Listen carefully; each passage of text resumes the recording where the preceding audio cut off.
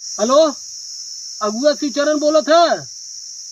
हाँ पालागी चाचा पालागी, हम चंदे गुरु बोलत है बरसठी से। हाँ हाँ, अरे कहत रहे कि जवन बाबू से फुटुइया दिखावत रहे लड़किया के बियाहवा हमार करे बिना का भवा न करे।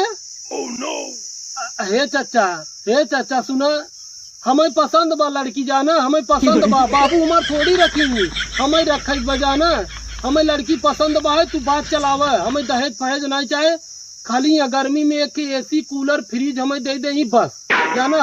हम लड़की ले आए, विदाई करा के ले आए और रखब।